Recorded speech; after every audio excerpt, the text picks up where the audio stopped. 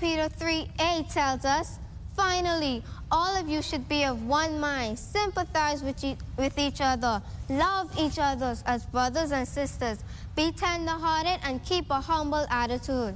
This means we ought to think the same thing, look out for and take care of each other. If we do this, our homes will be filled with love, our communities will be saturated with peace, and our world will be a better place for all of us to enjoy. The psalmist in Psalms 133:1 rightly said, how wonderful and pleasant it is when brothers live together in harmony. Honorable judges, permit me to borrow the words of Laozi, ancient Chinese philosopher, and permit me to further alter it, just a little to emphasize my points. If we unite in our thoughts, we will unite in our words. If we unite in our words, we will unite in our actions. If we unite in our actions, we will unite in our habits. If we unite in our habits, we will unite in our character. If we unite in our character, we will unite in our destiny. This is what strengthens us. When we are together, we can indeed achieve the impossible. If together we stand, together we can. Thank you.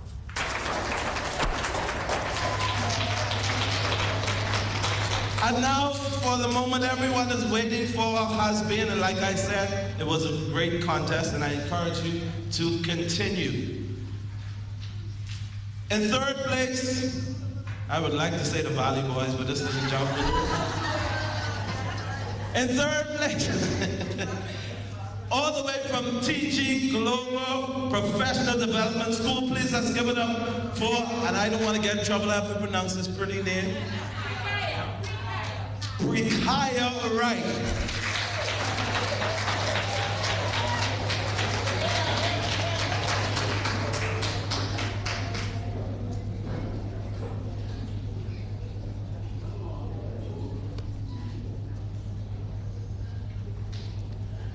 And in second place, from the Gerald Cass Primary School, Melinda Jane Marie.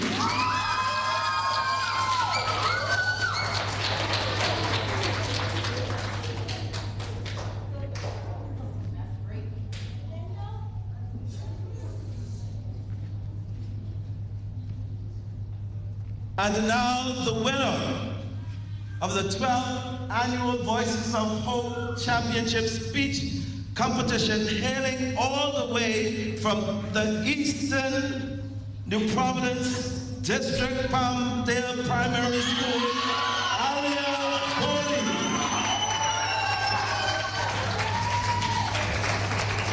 Thank you all so much. Have a great day.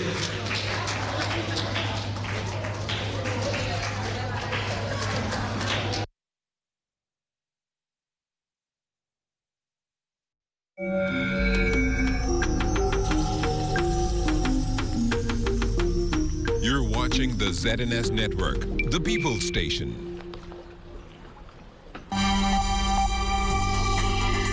Coming up in the Bahamas tonight, first at 6, unrest at the detention center as detainees escape and others face criminal charges. This Labor Day will be different because of the health safety protocols. Also tonight, what this Labor Day may look like. And the central bank reveals the daunting numbers from a disastrous few months in tourism. The Bahamas tonight, first at 6, starts now. Good evening, everyone. I'm Kishla Adderley, and welcome to the Bahamas tonight, first at 6. Thanks so much for looking in. Topping the news tonight, officials at the Ministry of Tourism are keeping a close eye on the continued mass protests underway in the United States, all due to the North American market, largely driven by the U.S., accounting for nearly 90% of visitors to the Bahamas. The events unfolding as the tourism industry is scheduled to rebound from the global COVID-19 health pandemic. Tourism Minister, the Honorable Dionisio de Aguilar, acknowledging during Tuesday's virtual tourism readiness and recovery meeting that there is a concern, but there are also assurances. What is happening there is cause for concern. But we feel that our screening process, we feel that our social distancing, We feel that all of the sanitization methods that we were putting in place will help to mitigate the risk. It won't eliminate it. So there will always be one group of persons say that we remain in total lockdown and curfew, and there will be another group that says that we have to eat. So we need to get back into business. So this will always be the challenge from this point forward until we have a vaccine. Are we too open? Are we too closed? What is the right the right state that we should be in? And we will grapple with this issue until there's a cure. And we hope that with our protocols in place, we will help to mitigate it and to ensure that our citizens as safe as possibly can be, as well as the foreign visitors that come here.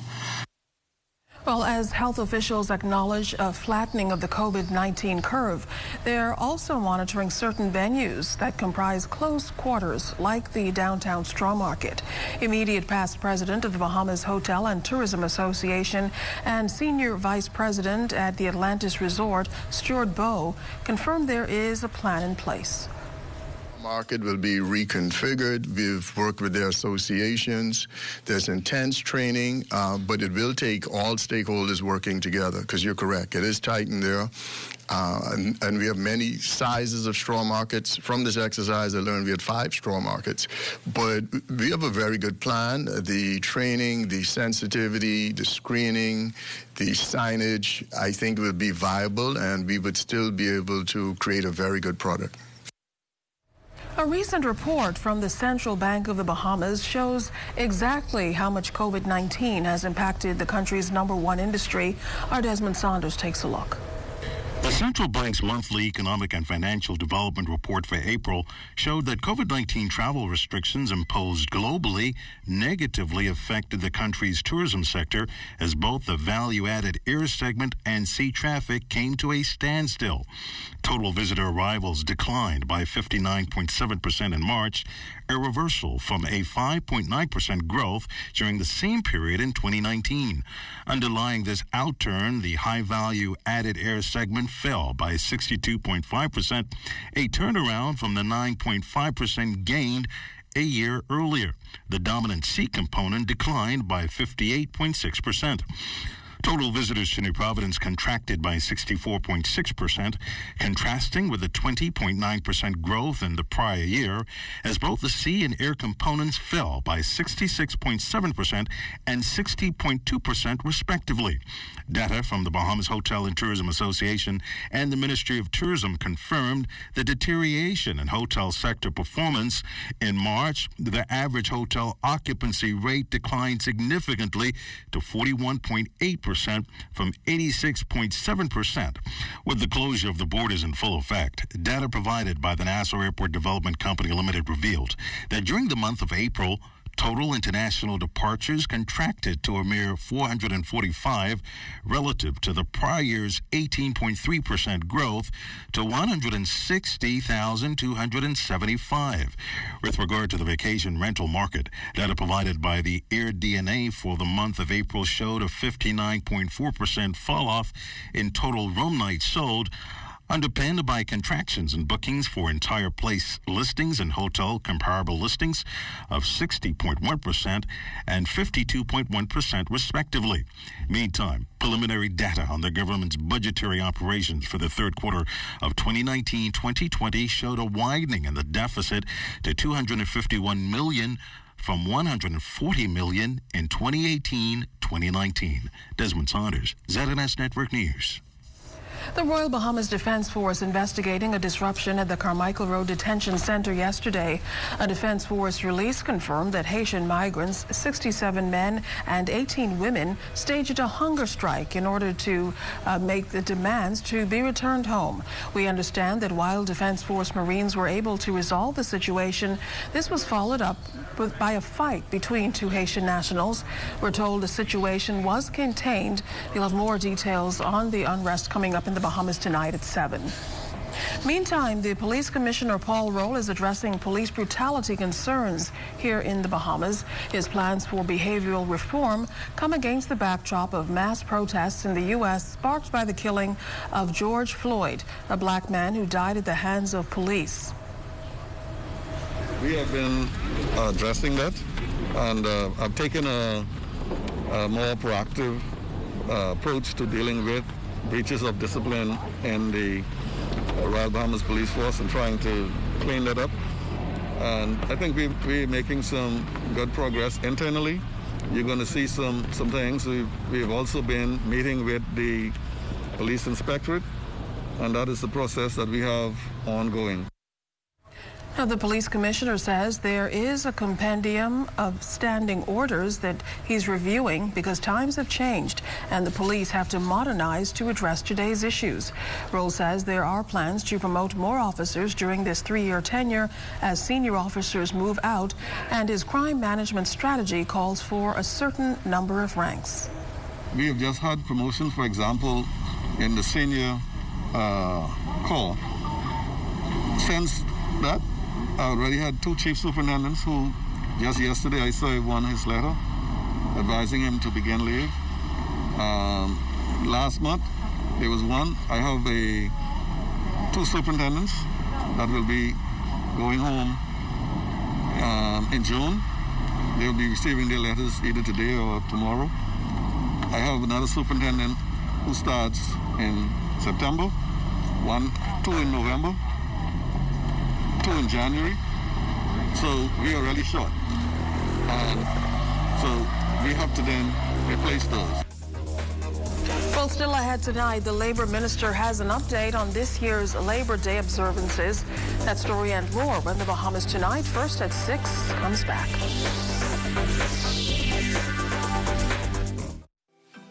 BTC has doubled your mobile data to keep you connected. Our prepaid mobile customers will now receive double data when they activate a 7, 10, or 30-day plan. Our postpaid and B2B customers will also receive double data across all postpaid plans to surf, share, connect with friends, family, and the office. Stay safe and connected with BTC.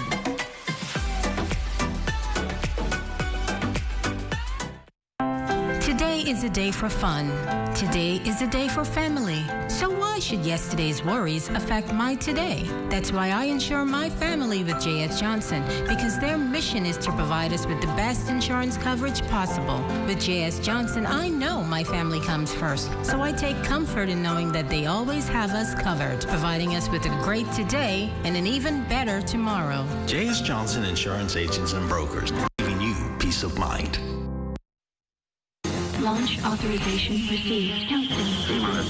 9, 8, 7, 6, 4, 3, 2, 1, 0. Ignition.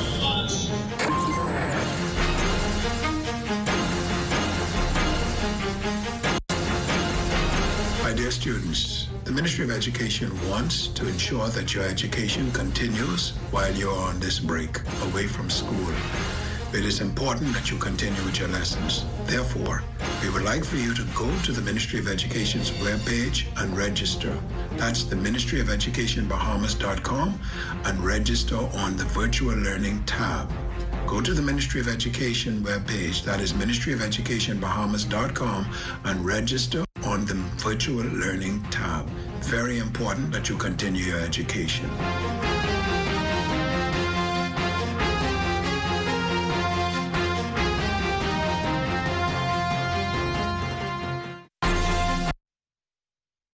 Join us each week for Music and the Spoken Word, featuring the Tabernacle Choir at Temple Square, the longest-running continuous weekly network broadcast in the world, celebrating over 90 years on the air. Each episode features modern and traditional arrangements of spiritual, patriotic, classical, and contemporary music, and a timely, inspiring message. Music and the Spoken Word with the Tabernacle Choir.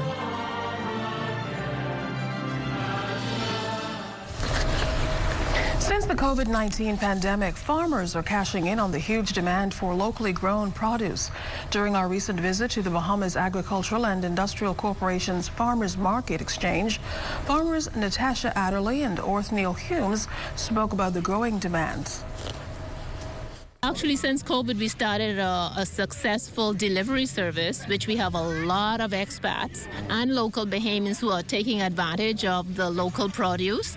We thought it was only going to be for a short while, but they keep asking, this is going to extend through COVID, right? Because they're really impressed with the quality of the local products. It's been good. I can't complain. We're able to meet the needs of our people the best we can. So there's no real complaints from me in that regard. Now, Chief Alive Officer Damian Blackman was among consumers supporting local farmers. I thought I'd come up to the farmers market and check it out, and it's amazing. I bought all the fruit that I need for the week, and it's a fantastic. I have been up here before, but it's great at this time to be able to come out and do the shopping.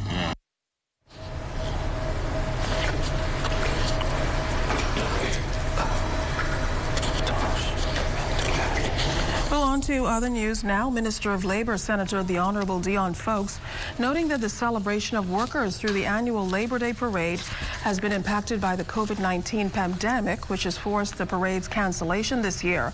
But he says unions will take the time to acknowledge the death of 4 women, 56-year-old Kathleen Fernander, Diane Elizabeth Ferguson, Tabitha Charlene Hay, and Tammy Patrice Gibson, who lost their lives during the 2018 Sir Randall Fox Labor Day parade. This Labor Day will be different because of the health safety protocols. It'll be limited what we can do to celebrate Sir Randall Fox Day on Friday. The committee, the union committee, which is organizing this Labor Day, they're looking at several options in terms of how they can celebrate this occasion. It will be totally different and very difficult to enjoy it in terms of bringing a lot of people together. We want to remember our 4 fallen sisters who tragically died 2 years ago during the Labor Day parade. There was some special events that was planned around their memory. So we want to continue to express our condolences to their family and to bring whatever comfort that we can. The Royal Bahamas Police Force has partnered with local businesses to put meals on the table of some residents facing hard times during this COVID-19 pandemic. Cleopatra Murphy tells us more. Commissioner of Police Paul Roll and members of his executive team are taking steps to ease the financial burden on the residents they serve. On Wednesday morning, Roll and his team started at the Quaco Street Police Station, where they distributed care packages to some 20 residents in that police district who need assistance. Roll says it was the law enforcement agency's small way of giving back. Over the years, the police have been doing it, and we partner with some of the agencies, and we've been doing donations quietly. But I think this time now, because of the volume of it, with the donation, members of the public actually came forward and partnered with us. And so it's too much now to be I wouldn't just do it with one company. We want to make it a more broader thing. The initiative comes amid strife in the U.S. as residents there protest the death of George Floyd, a black man killed by a police officer who held him down with a knee in his neck for nearly 9 minutes last Monday. Rowe says the incident did not prompt the community building initiative, but serves to connect officers with those who they work to protect. Police have always partnered with the community, with the community involvement and involving police activities with them, and yeah, I think it is a good gesture. But we're not watching in the United States and trying to. That this was something that, as you know, was planned from a couple of weeks ago, and had postponed due to some other things that was going on in the country. One of those residents who benefited from the police's gesture was Frances Johnson, who says she is grateful to have been considered as she is facing difficult times. Well, I drive a taxi and we haven't worked since February. I'm in the tourism industry. In addition to us going through this challenge of this pandemic, we also, hurricane season is right upon us. And so, these canned goods and these groceries are certainly a blessing to every household who would like to come and be a part of it. Another stop for officers who made drop-offs at several locations was Great Commission Ministries, where they donated supplies to that charity to assist its efforts in feeding the less fortunate. President of Great Commission Ministries, Bishop Walter Hanschel, expressed his gratitude for the donation he says will assist the organization greatly. This will go a long way in helping us to feed our clients, to feed the homeless, the street people all over this nation. Great Commission has been around now for 33 years, feeding the poor, feeding the hungry, sheltering the homeless, and this is a great help. Roll says police were able to make the donations with the help of several local businesses, and he encouraged Hanschel to continue the organization's work in assisting others. Cleopatra Murphy, ZNS Network News. A reactivated Ministry of the Environment Task Force met yesterday to develop a strategy to address the new outbreak of the invasive cane toad. The toad first topped on the local scene in Lyford Key in 2013 and is believed to have entered the Bahamas through imported plant materials. At the time, there was an intense day-to-night seek and destroy mission launched against the toad. Apparently, the toad returned last month to Venetian West in western New Providence. Officials say efforts will be made to identify if the toads may have been transported inadvertently from one location to another, or if this is a new importation. Well, stay with us. The Bahamas Tonight, first at 6, is back right after this break. Financial dreams only become a reality when we make the commitment to ourselves and our financial future. Let Leno help you bridge your dream into a reality. Leno Corporate Services offer individual retirement plans, pension administration, investment management, brokerage and trading, accounting, payroll, and corporate services. Leno, bridging possibilities. Contact us at 396-3225.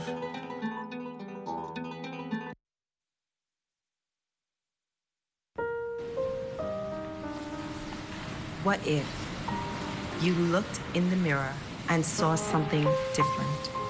A small difference, a big difference. What if that difference changed your life forever? What if it caused you to question your beauty? Your body may change, a small change, a big change, but your life is defined by your interior, not your exterior.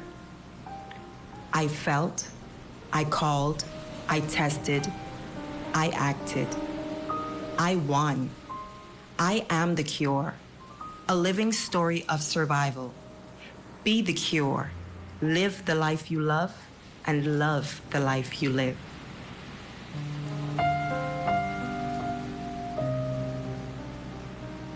At Fourth Terrace Diagnostic Center, your life matters. Self-isolation means taking simple steps to avoid close contact with other people as much as possible, as you would with the seasonal flu. If you've been in close contact with somebody confirmed with COVID-19 or suspect that you have it, self-isolate for 14 days. You can self-isolate by staying indoors and away from family for 14 days. Choose a well-ventilated room with a closed door.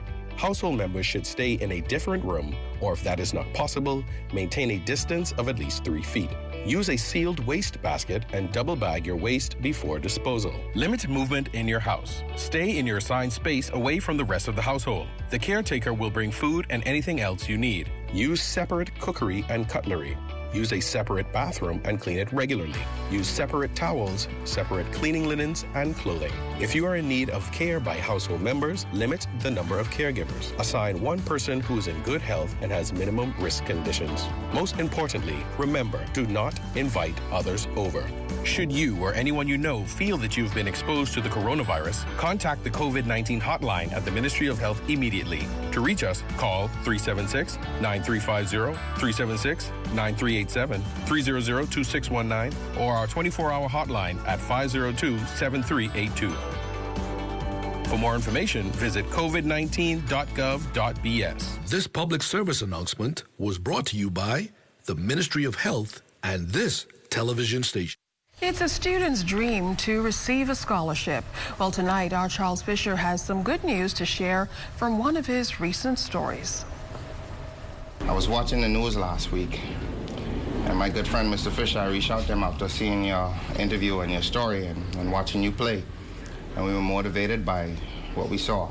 Singer Julian Believe paying a special visit to young musician Leroy Burrows Jr. and with some good news. Along with Mr. Fisher, the principal of St. Anne's and the staff and faculty over at St. Anne's High School, in addition to Greg Cliff, Mario Carey, Bahama Barrels, Believe Wines, we wanted to offer you a full scholarship to St. Anne's High School, starting in September, to continue to pursue music and be a blessing to your family and to our country. That unexpected good news left Burrows speechless. I'm shocked. Wow. This September, I am going in grade 8. So when I go in grade 8, am I going to be going to that school? You're going to St. Anne's High School. I don't know what to say. No, it's okay. I'm God. speechless. No, did you believe in God? Mm-hmm. Well, it's important to, once you believe in God, anything can happen. And once you believe in yourself, anything can happen. That was not all. Believe, along with his business partners, also brought care packages for the household. You brought all of these groceries. I really appreciate that. Thank you. So we're very proud of you, very motivated by you, and we thank you for what you're doing. And we just want to let you know that we see you, and we know your family is going through a lot. Your father, is doing his best to raise the three of you, and we love you. The elder Burrows very gracious in accepting all that was done. I am thankful to God, and I'm very appreciative, my family and I, for the scholarship, full scholarship to St. Anne's. And I'm really thankful to Mr. Julian Belize and his team and his companies, and we say a big thank you. I've been a single parent and a widower, having lost my wife a year and a half ago to cancer. Life has been challenging, but this boy has been an inspiration and encouragement to all of us. Me and my kids, he's been really inspiration to the entire family. Then the two showed their Bahamian pride, wanted to do just one song together. Lift up your head to the rising sun, Bahamaland. I feel like it's important to pay it forward. Someone looked out for me when I was younger. Someone created an opportunity for me when I was younger. So, it's important for us to pass the baton on and pass it on early and try to help the next generation so they never have to struggle the way, the elders did. And if you look at what's going on in the world now, it's all about us standing up for what we believe in and trying to create a change in what we believe in. And he's the future.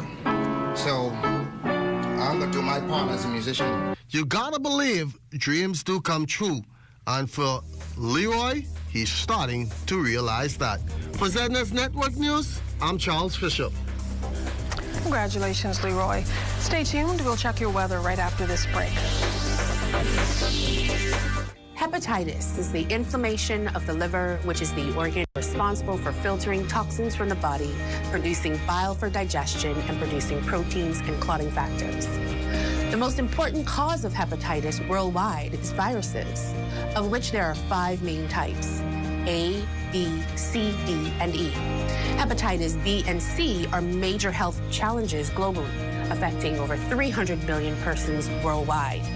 The suspicion of hepatitis may be a challenge, as there are typically no symptoms. However, if infected, non-specific symptoms may include decreased appetite, nausea, vague abdominal discomfort, jaundice or yellow eyes, and abnormal liver function tests. If not treated, hepatitis of any type can lead to cirrhosis and liver cancer, which leads to over 1 million deaths worldwide. If you suspect you may have been exposed to the virus that causes hepatitis, talk to your doctor today and get tested. This public service announcement is brought to you by the Public Hospitals Authority in conjunction with the Medical Association of the Bahamas and the Broadcasting Corporation of the Bahamas. When a hurricane watch or warning is issued, medical emergency services are placed on high alert. For many persons seeking medical care, defining what an emergency is can be difficult to assess given all that is occurring during the storm. The following basic guidelines are designed to help you assess your emergency. If you are experiencing symptoms like shortness of breath, chest pain, severe pain, disorientation, extreme vomiting or diarrhea, vision disturbance or suicidal thoughts, you should seek immediate medical assistance. If you are bleeding significantly or otherwise severely injured, seek emergency assistance immediately. Children presenting with symptoms like high fever and extremely listless or lethargic behavior need to be taken to the emergency room immediately. If you are unsure of the extent of your condition, you are advised to seek medical assistance immediately. Share your symptoms with the on-call doctor and get advice as to whether or not it can wait until normal business hours. Remember, emergency care is not a convenient option for basic medical care during a storm. The Public Hospitals Authority encourages members of the public to use these basic guidelines to help decide on whether something is an emergency or not. The authority reminds the public that in the case of an emergency, always call 919 or head immediately to the emergency room. This message is brought to you by the Public Hospitals Authority and the Broadcasting Corporation of the Bahamas. Time now for weather. In our first look at weather, we're going to get you started in the tropics, and we continue to keep our eyes on tropical storm Cristobal, which is now moving inland, and it's moving towards the southeast right here at about 3 miles per hour. We're expected to shift more towards the east later on tonight, further shifting towards the northeast and then the north by tomorrow. And by tomorrow evening, tomorrow night, that should re-emerge over the waters of the Gulf of Mexico. Thereafter, we will see some intensification of this system. But while it's moving overland, you can expect the system to weaken overnight.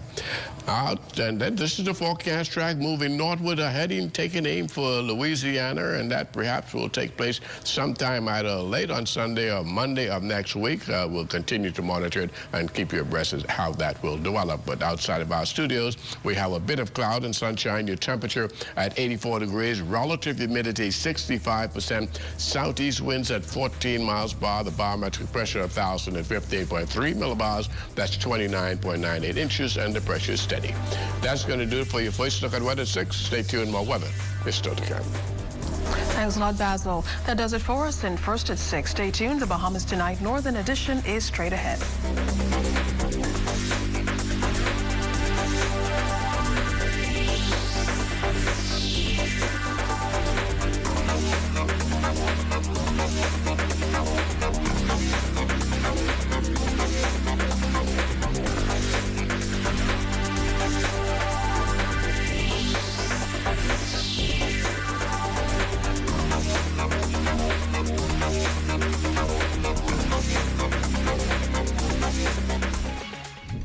Coming up, the Grand Bahama Power Company coming under fire. We will tell you why.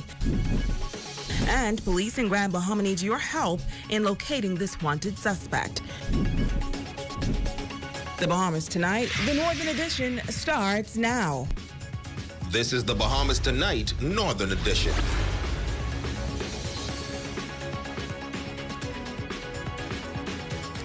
Good evening, Bahamas. I'm Shashina Roll-Farquharson. As always, it is so great to have you with us. Topping news, the Grand Bahama Power Company coming under fire once again, as many residents are claiming that their power bills are just too high. In this report, a young man is sharing his experience and is calling for the power company to intervene and fix the issue. As he says, now is just not the time for any increases, especially during a pandemic. Italia Hall has this report. Residents across Grand Bahama say they are frustrated and disappointed with the Grand Bahama Power Company. They claim that their power bills are through the roof, many taking to social media to express their disgust. Some non-essential business owners claim that their stores have been closed due to the emergency orders and are questioning why are they receiving an increased bill. Others claim that their bills have doubled and in some cases tripled. Another consumer says after paying a bill of $250, her bill is now $550, which is ridiculous. while Daquan Swain says he too is frustrated as he received a bill of $88 for the month of April, and 2 days later, he received another bill for some $560, which he thought was a mistake. I called them up automatically and I said, look, I don't know what's going on with my bill, but something is not right. So after speaking to the rep, she basically told me, she told me, she said that, the bill was an estimation. She said that the bill was estimated because they didn't send anybody to read meters. This is what she told me. A customer paying their bill, she told me that my bill was estimated. He says the situation is unacceptable. 2 persons occupy my home. I'm in a 1-bedroom condo, a small 1-bedroom condo. My bill, and I told her, I said, give me my bill for the last 6 months. As she gave me that bill, the highest bill I got was last year, November, for $260. From then, it was $130, $123, $150, $160, $130. It very rare to even go over $200. The Grand Bahama resident says after repeated attempts to get clarification from the power company, he was told to take a photo of his meter and to send an email to the company. He adds that now is just not the time for high power bills. Because you have so much people right now not working, on reduced hours, on daily rotations, who could barely afford rent, all the kids home from school, food has to be bought. How can someone survive when they have to pay rent twice? Rent in the form of them occupying their home and then rent to GB Power. For hard for Bahamian people at a time like this. We're already faced with hard times. We're already dealing with a whole lockdown, a whole pandemic. He is calling for a fair assessment of bills by the power company. Cannot just go out there and estimate people's bill and expect them to pay it. I'm calling for GB Power to actually do right by the Bahamian people. Do right as you say you're an upstanding business, do right by the Bahamian people. Go out, send your people out, assess these people's meters, and give us the right bills. We only want to be charged for what we use. Italia Hall, ZNS Network News. Well, the Grand Bahama Power Company is responding to the claims made by this resident. In a statement, the company says that GBPC values its relationship with customers and remains committed to a transparent billing process. As a result of the emergency orders by the Prime Minister that suspended non-essential operations to the general public to help reduce the spread of COVID-19, GBPC's meter men were not able to read customers' meters for the month of April. And as a result, customers' bills for that period were estimated. During the month of May, customers' meters were read and adjustments made to customer accounts to reflect the actual usage. Now, the statement says for the lockdown periods, residential customers' consumption has increased, resulting in higher bills for the month of May. GBPC says customers are encouraged to monitor their usage and are able to audit the validity of their bills by comparing the meter reading on their monthly bills to the actual reading on their meters. The statement goes on to say as the impact of COVID-19 unfolds, the company understands that this may be a difficult time for customers, and that is why at this time the temporary suspension of disconnections for non-payment remains in effect as GBPC continues to work with customers who need to set up manageable payment plans. In other news, the state of shelters on Grand Bahama and Abaco has been a rising concern for many residents of these islands. During a press conference held by the National Emergency Management Agency, Minister of State for the Disaster Reconstruction Authority shared how shelters on these islands have been identified. With portions of the islands of Grand Bahama and Abaco decimated by Hurricane Dorian, this new hurricane season has brought about many concerns. Among them, the state of the shelters on these two islands in the event of a hurricane, and whether or not their structures have been weakened as a result of the Category 5 storm that hit the Bahamas last September. As I reiterated earlier, the process of inspecting hurricane shelters is an ongoing one. And we can assure that as we do these, both in the province and the Family Islands, if we deem that the building is not adequately sound structured otherwise, we will advise those services that it should not be included on the list. Which means, of course, that we may have to expand and look further afield. But that exercise is something that we take very seriously. And as we look, every year we do it, because the building may be considered sound this previous year, but not this year. So we inspect them every year. And I can assure that we will never knowingly put on the list a building that we are not satisfied is structurally sound and otherwise. The Minister of State for the Disaster Reconstruction Authority, Iram Lewis, says the shelter lists have been compiled with some 15 shelters in addition to 16 churches on Grand Bahama being identified in the event of a storm. He says they have also been able to ascertain a number of buildings in Abaco to be used as shelters as well. We have churches. An exercise that we went through about 2 weeks ago when we had Tropical Storm Arthur, where we had to evacuate persons from Sweeting Ski. One area of redundancies was the Royal Island Hotel. So we've partnered with persons with hotel facilities to also give us an extra space. So again, in Abaco, we have identified shelters. Shelters were in fact activated in Abaco, particularly in the southern section of Abaco by Mr. Donald Rowe and his team. He activated shelters in Moores Island. They were ready to go. Shelters in Sandy Point, ready to go. Crossing Rocks, there was a little challenge there, but we were making the necessary adjustments in Crossing Rock. In Cherokee Sound, the school, again, almost ready, pretty much ready to go. In Cooperstown Primary, it's just about ready to go. S.C. Boodle High School, that's another facility that we're working hard. CAPS, Central Abaco Primary School, we're pushing hard to get that done because that's kind of the way, a way back. We have 4 churches in Abaco that has offered their facilities to act as shelters, and we're seeking to partner with them to ensure that those facilities are hardened and ready to go. Today, if we are faced with an emergency situation, we do have shelters on Abaco and in Grand Bahama ready to go to accommodate evacuees. With Hurricane Dorian, he admits that there were many lessons to be learned. The greatest of them, he says, is storm surge, as he noted the difficulty of planning against wave action. In the past, it was just wind loading, but Dorian has certainly changed the way we now are preparing.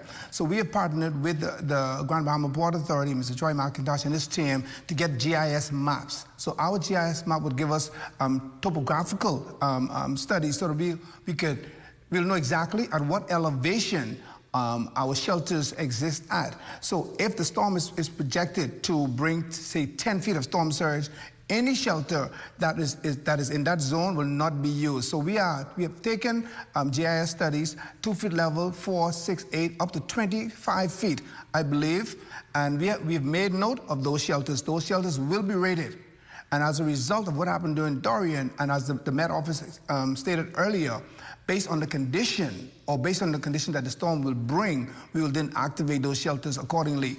And as I stated earlier, another lesson that we've learned is that the wind loading. So we are actively seeking to revise the Bahamas Building Code, which will allow us to strengthen our building. There will be some no-build zones and there will be some restrictive zones. And in areas where we must build along the coastal line, those buildings will have to be elevated. Well, in less than a week, Bahamians will be able to fly commercially throughout the country. This coming after Bahamians were not able to travel for months due to the COVID-19 emergency orders. The Tourism Readiness and Recovery Committee announcing during a press conference this week that international travel is set to begin come July 1st, but it will not be business as usual. Natalia Hall explains. According to the Tourism Readiness and Recovery Committee, the reopening of the tourism sector will be done in phases. Come June 15th, boaters and private planes will be allowed into the country, but on July 1st, the country's borders are expected to be fully open for commercial flights. According to the Minister of Tourism, the Honorable Dionisio de Aguila, some visitors from certain countries may be restricted, and although the United States has a high amount of COVID-19 cases, he believes that the country is prepared. He says 82% of the country's visitors are from the United States, while 7% are from Canada. Between those two countries, North America represents almost 90% of our foreign visitors.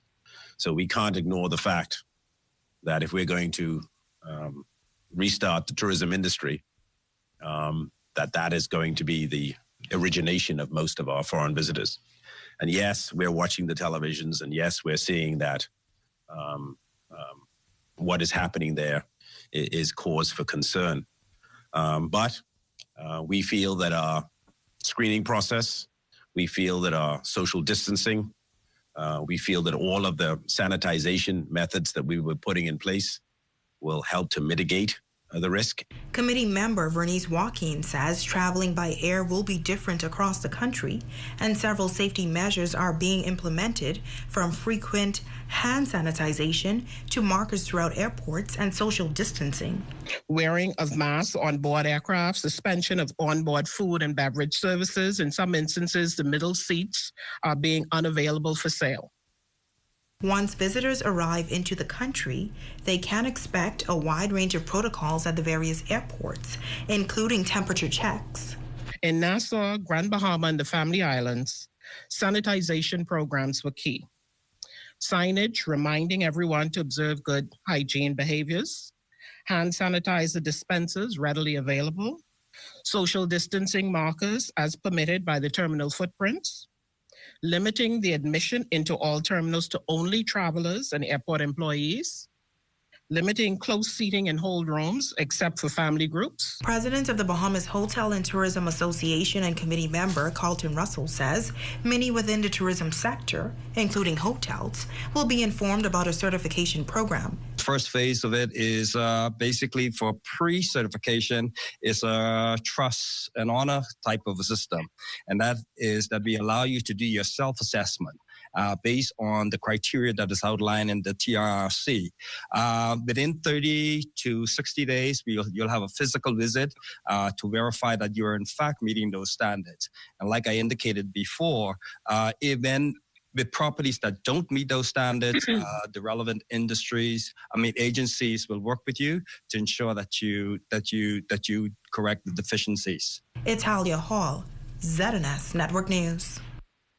Now to an update on what was expected to be a big touristic development for the island of Grand Bahama. Last October, a development company out of Washington held a meeting with residents in West End for a multi-million-dollar project. The investors shared their proposed plans for a mega resort, but in this report, the CEO of the company says things have now shifted. Here again is Italia Hall. The $60 million project was expected to bring a major economic boost to the West Grand Bahama community. The project, spearheaded by the Washington Development Company, was set to be constructed along 49 acres of beachfront property. 2 boutique hotels were expected to be constructed with 248 rooms, 50 villas, a shopping strip, and a 72-slip marina. CEO Fred Azimi says plans are now being revised because the original plan, which included a marina, was not approved. He adds that he is disappointed by that decision. The marina for now is not approved. They wanted additional information, and in order to not to delay project, we decided to basically go without the marina, and then once we get the plan approved and maybe even get the project started, then maybe start on the marina approval, and because they need more information on that. And this is actually a very critical part of the project, and we don't understand why they did not approve a project with the marina. They just gave us a hard time. He says there's been delays for different reasons, but the revision is expected to be complete in a few months.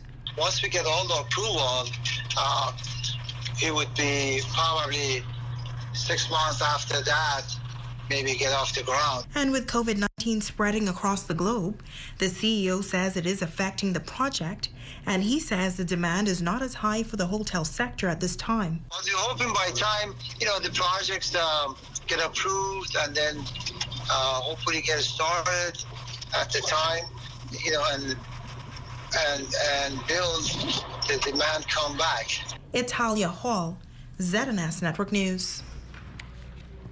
In news from the crime beat, police in Grand Bahama still searching for 27-year-old Christopher Anthony Lee, a.k.a. Shaquille Jamal Lewis of Jamaica and Jonestown 8 Mile Walk. Reports say that on Saturday, May 23rd, shortly before 8 p.m., suspect Christopher Anthony Lee of Jamaica and Jonestown 8 Mile Rock, who was in police custody for fraud and possession of dangerous drugs, escaped lawful custody from the 8 Mile Rock division. Now, a team of officers are presently in the 8 Mile Rock area searching for the suspect.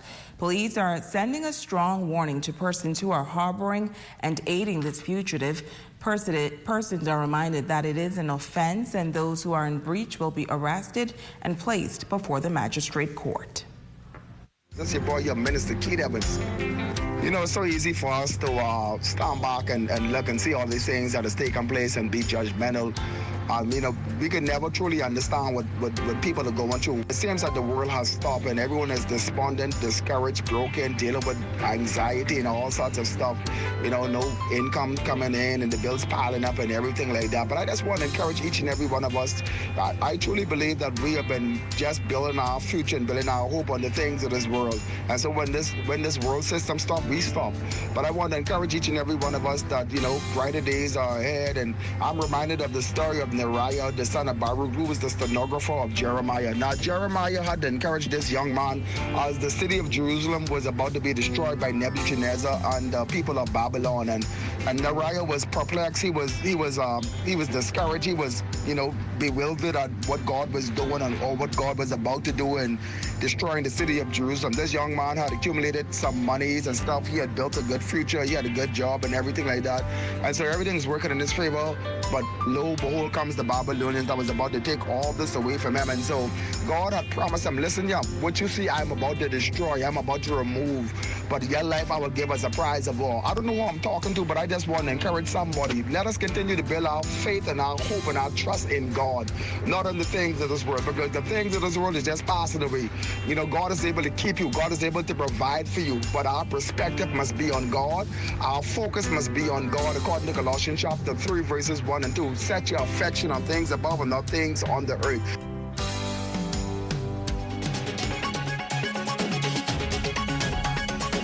Well, when we come back, Grand Bahama's only international school adapting to change. Find out how after the break.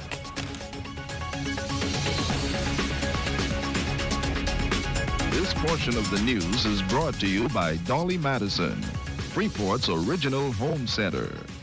Dolly Madison Home Center is now open Monday through Friday, 8 a.m. to 5 p.m. to serve your household needs. Ace Hardware, Whirlpool and GE Appliances, and more. Be sure to ask an associate for assistance if you don't see what you came for. Social distancing and masks are in full effect. And the good news is we will be moving to the former rooms to go in the front of the store as renovations are completed. Join us Monday through Friday, 8 a.m. to 5 p.m. Come on down now.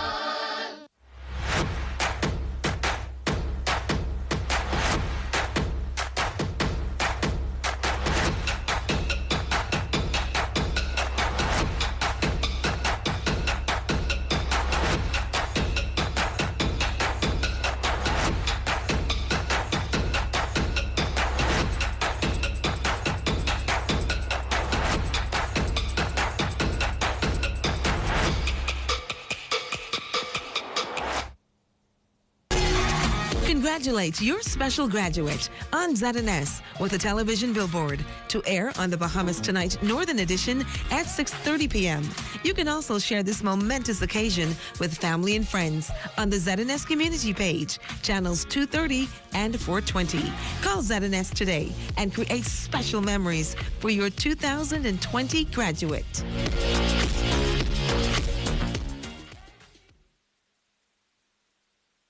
Make sure and check out all the new things you can do now in the Alive app. More ways to pay, still connected, alive. Your #1 news team covering the North. The Bahamas Tonight Northern Edition. Welcome back. Educational institutions are adapting to the new environment brought on by COVID-19. Tonight, Jay Philippe tells us of the changes taking place at Grand Bahama's only international school.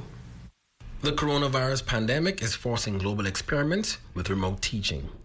For Lukaya International School, there was a seamless transition to online learning immediately after the Prime Minister announced the closure of schools. Catherine Dillette, Principal of LIS says they were expecting that decision. We used the platforms that we have in place already for our regular school day. So our secondary students, they knew what they needed to do. Our teachers knew what they needed to do.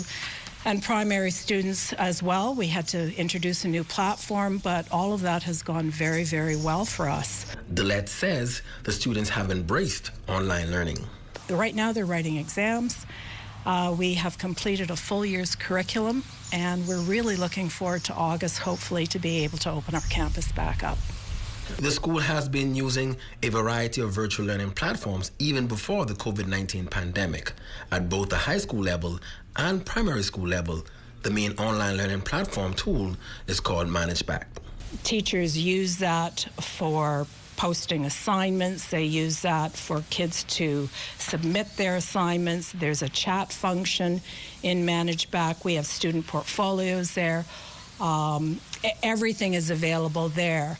In order to enable a video capability, we use Google Meet, which is part of the Google Education Suite that the school also uses. Sharonette Novell-Smith has an 8-year-old, 11-year-old, and a 13-year-old who attends LIS. She says her kids work from separate rooms at home. We're monitoring our children through that same platform.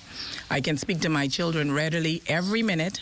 I am kept up to date with the school as to every classroom that they have in. I can zoom into that classroom, I can listen, I can participate, so I know where my children are at every moment within the house. Every classroom has a scheduled time. So my 8-year-old son knows that at 10 o'clock it's music. And that device is up. 10 o'clock is music. Miss Waterhouse will say, okay, Shawnee, where are you? What's going on? And so she's monitoring him consistently throughout the whole day. Principal Dillette says they haven't had much challenges with online learning since the stay-at-home order began. We actually provide devices at LIS for all of our students from year 5 all the way through to year 13. So that's been helpful. So that's already something that's in place for us. My teachers, I can't say enough about them. They have been absolutely amazing. They have been teaching themselves about how to teach online. They have made adjustments along the way. They are doing an incredible job, and nobody gets to not show up to their classes. I'm Jay Philippe, ZNS Network News. A man that has given much to the educational sector has died. The Minister of Education, the Honorable Jeff Lloyd, and the entire education community is saddened by the passing of Patrick J. Bethel of Cherokee Sound, Abaco. At 17, Mr. Bethel was named monitor and pupil teacher at the Green Turtle Key School. He later taught at Cherokee Sound All-Age, Hopetown All-Age, Lake City All-Age, and Harbor Island All-Age schools. His outstanding service resulted in him being promoted to vice principal and later principal at the Bahamas Teachers College. The University of the West Indies graduate culminated his illustrious career in education, retiring in the post of Deputy Director of Education in the Department of Education. For his long and distinguished service, in 2017, the government renamed the Abaco Central High School the Patrick J. Bethel High School. A one-time lay preacher in the Methodist Church, Mr. Bethel's counsel was always sought as he wore many hats, including author, letter writer to newspaper editors, businessman, former president of the Abaco Chamber of Commerce, and philanthropist. He was also a driving force in the Abaco Concerned Citizens Committee.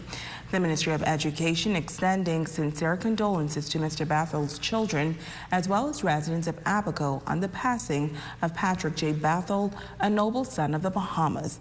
Patrick J. Bethel died earlier this week.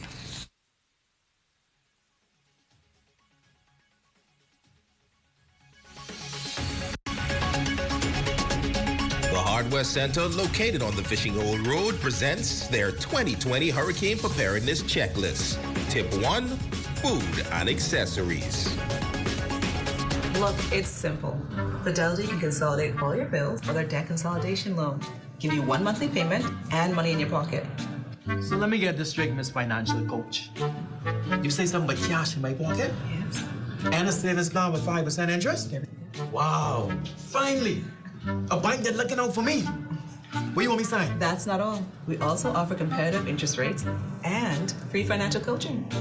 That's right, LD. You ain't hear me. Where do I sign? September 1st, 2019 is a day that has etched itself into Bahamian history. This storm was different. I thought I would have been safe. This is all the people know, so to speak, as it relates to Pelican Point. So I made them go, I tell them to go and get the kids, you see? But they never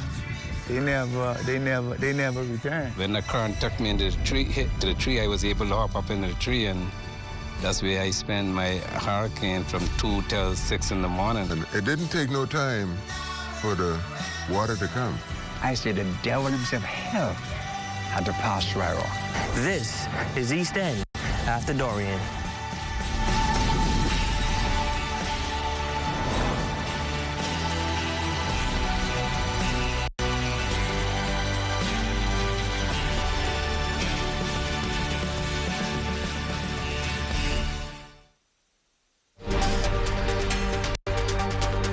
Your #1 news team covering the North.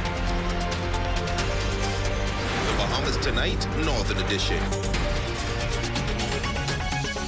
And that's going to do it for us here in the North. On behalf of our entire ZNS News team, I'm Shoshana Wolf-Parkinson. Thank you so much for tuning in. The Bahamas Tonight continues.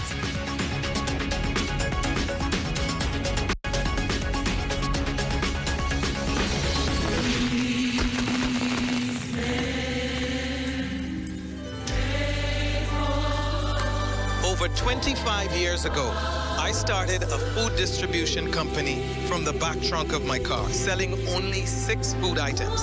Today, Jamaica Bahama Imports distributes over 100 food products throughout the country. Now, this could only happen because of the loyalty and support of you, our loyal customers. And so, on behalf of all of us at Jamaica Bahama Imports, we wish to say, thank you. Thank you. Thank you. Thank you. Thank you. Thank you. Thank you, Bahamas.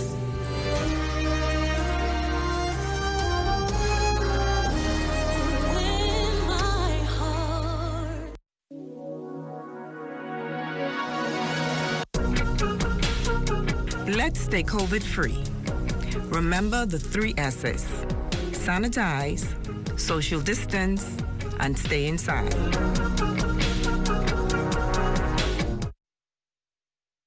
Join us each week for Music and the Spoken Word, featuring the Tabernacle Choir at Temple Square, the longest-running continuous weekly network broadcast in the world, celebrating over 90 years on the air. Each episode features modern and traditional arrangements of spiritual, patriotic, classical, and contemporary music, and a timely, inspiring message. Music and the Spoken Word with the Tabernacle Choir.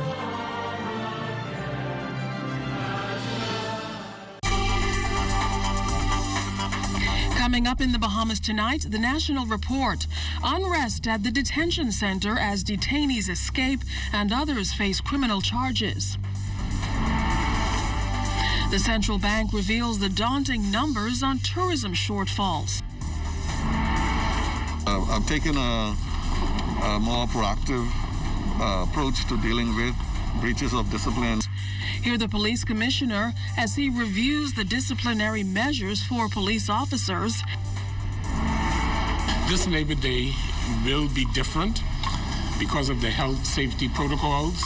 And what this Labor Day may be like. The Bahamas Tonight, the National Report, starts now.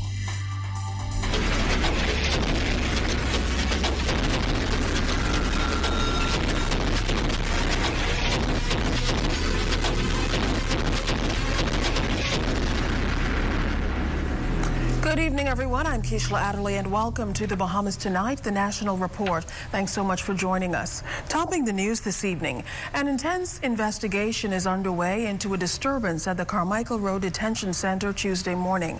We can tell you that the incident involves Haitian migrants, a hunger strike, and a major altercation. Desmond Saunders is following the story.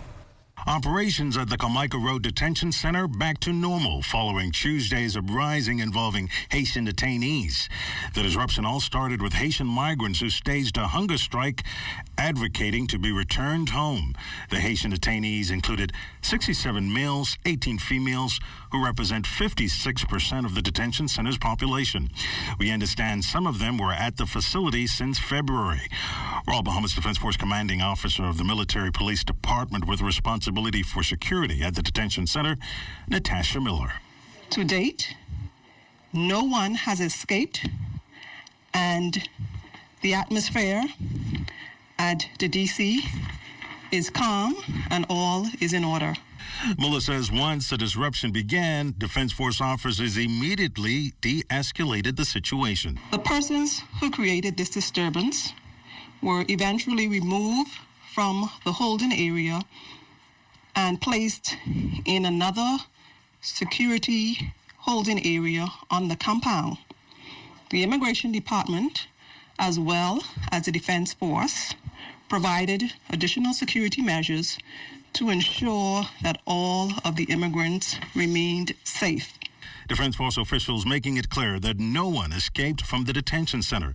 They did confirm that several fences and other infrastructure was destroyed. A Defense Force release indicated the situation was contained. The detainees were separated, and several of them are expected to be charged with destruction of government property and sent to the Bahamas Department of Corrections. Desmond Saunders, ZNS Network News. The Royal Bahamas Police Force conducting its own investigation into that disturbance at the Carmichael Road Detention Center. Commissioner of Police Paul Roll addressed the incident with reporters today, noting that he is not aware of how many detainees are in custody. Anytime there's a matter involving disorder on land, the police has to be involved.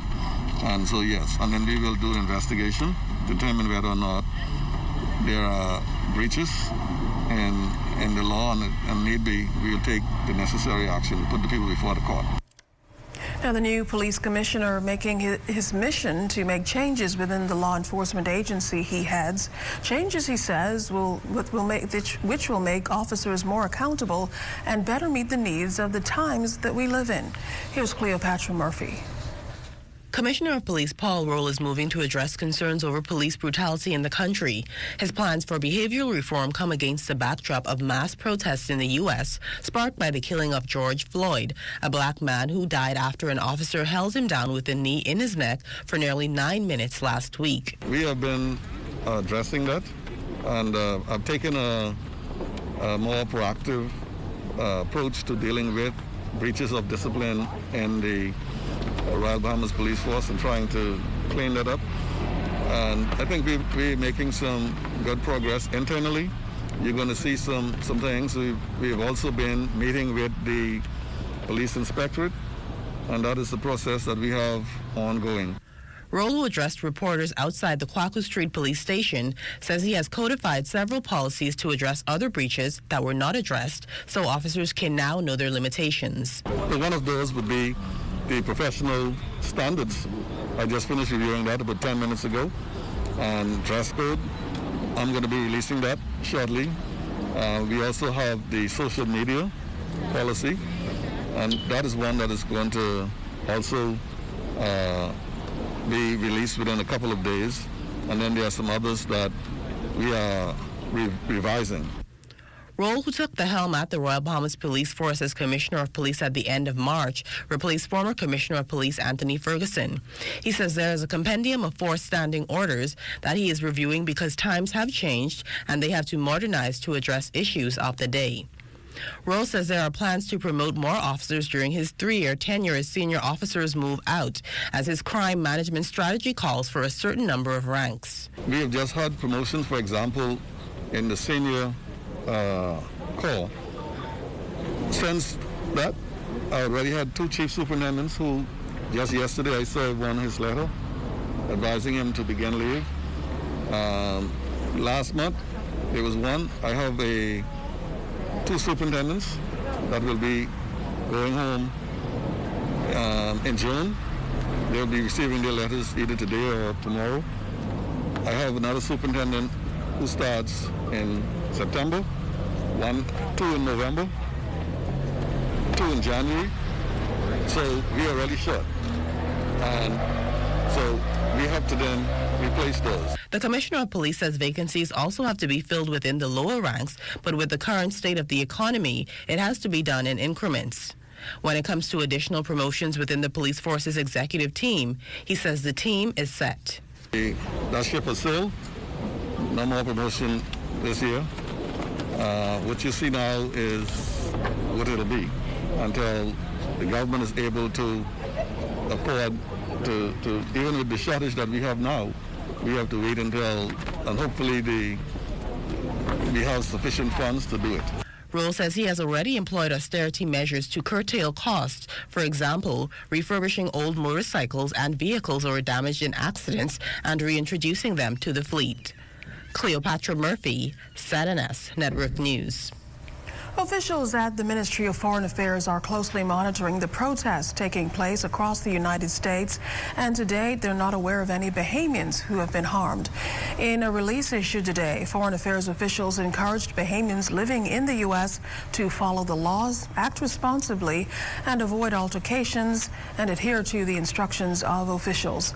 Moreover, Bahamians in need of assistance are asked to contact their nearest consul office located in Washington, D.C., Atlanta, Miami, or New York, or honorary consuls in Chicago, Denver, Houston, and Los Angeles. Well, the latest Central Bank of the Bahamas report illustrates just how COVID-19 has specifically impacted the tourism sector. Desmond Saunders takes a look. The Central Bank's monthly economic and financial development report for April showed that COVID-19 travel restrictions imposed globally negatively affected the country's tourism sector as both the value-added air segment and sea traffic came to a standstill. Total visitor arrivals declined by 59.7% in March, a reversal from a 5.9% growth during the same period in 2019. Underlying this outturn, the high-value added air segment fell by 62.5%, a turnaround from the 9.5% gained a year earlier.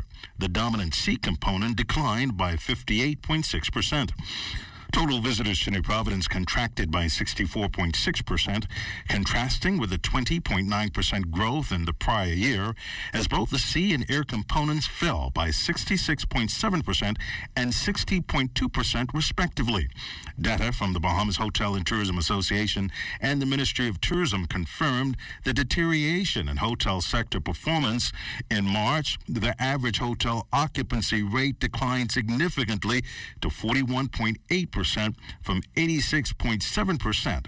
With the closure of the borders in full effect, data provided by the Nassau Airport Development Company Limited revealed that during the month of April, total international departures contracted to a mere 445 relative to the prior year's 18.3% growth to 160,275.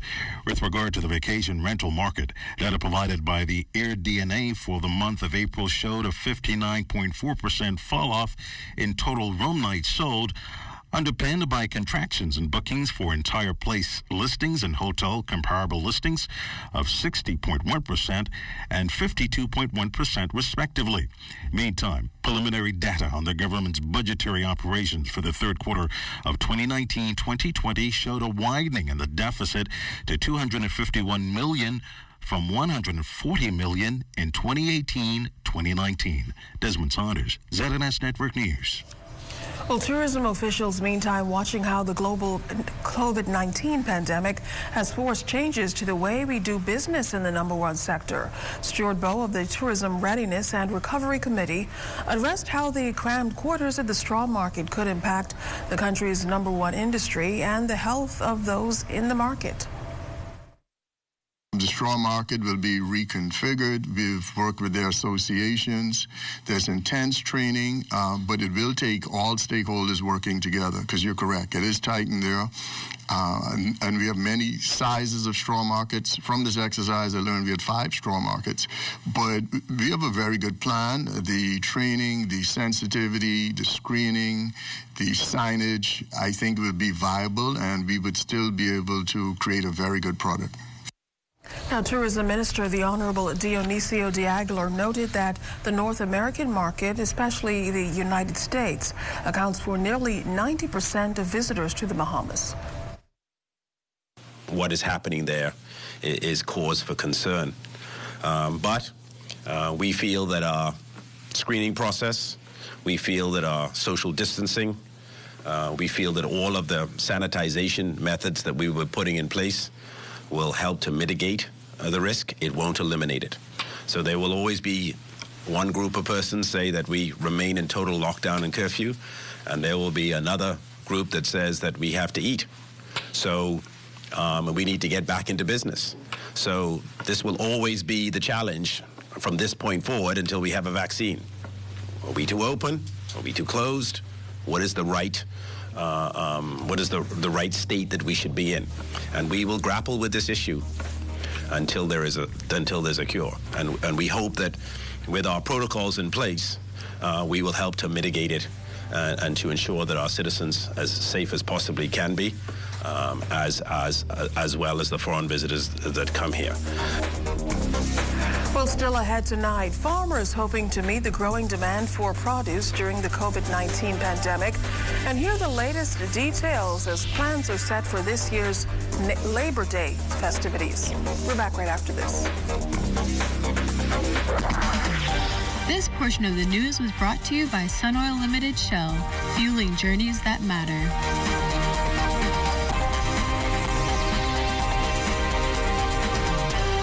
Hear that? If you listen closely, you can hear the heartbeat of a nation. That unique sound of a great country, pounding with colorful history, a rich culture, and unwavering ambition. When you look around, you recognize its pulse. The people who love to celebrate, who identify with triumph, a people who know how to be our brother's keeper. Commonwealth Bank, built by Bahamians, here for Bahamians. Bahamians helping Bahamians.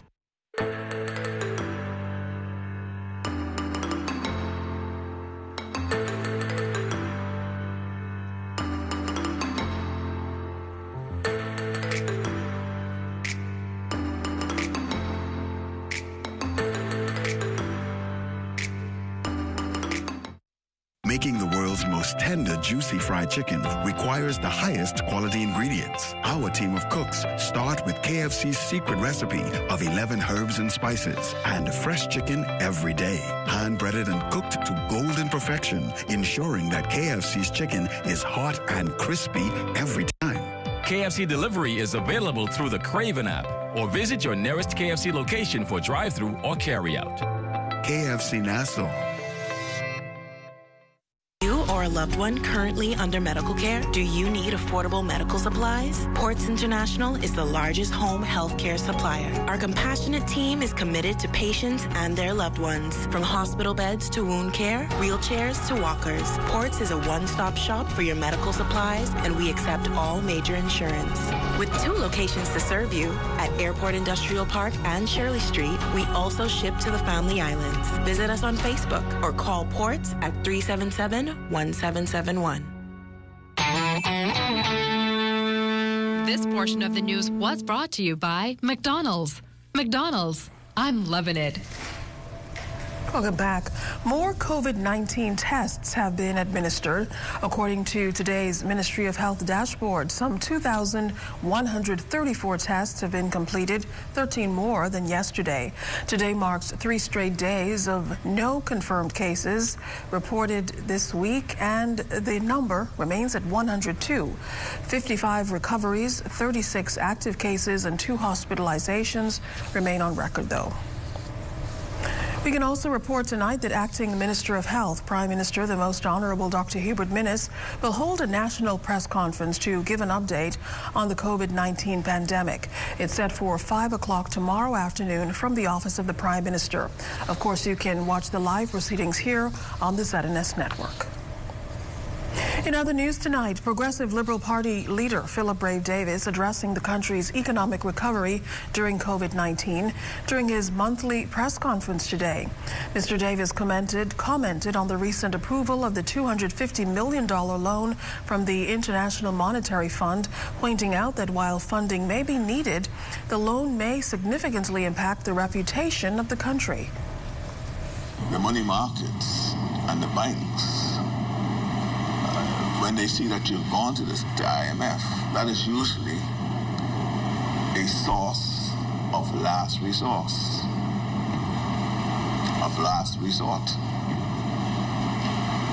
And to start there, even we understand that it's without conditions, but the consequences of having gone there, I think, is going to tell, as this government will find out as this year moves on. Now, responding to Mr. Davis' claims, the Finance Minister, the Honourable Peter Turnquest, referred us to his May 24th press release on the government's announcements of applying for the IMF loan, which he says falls within the borrowing authorization approved by the supplementary Hurricane Dorian budget in February, pointing out that the loan facility assists the government with meeting its existing obligations through the end of the fiscal year at favourable terms. The Finance Minister further pointed out that many countries around the world have made use of this rapid financing instrument to address unexpected fiscal shocks such as those brought on by natural disasters.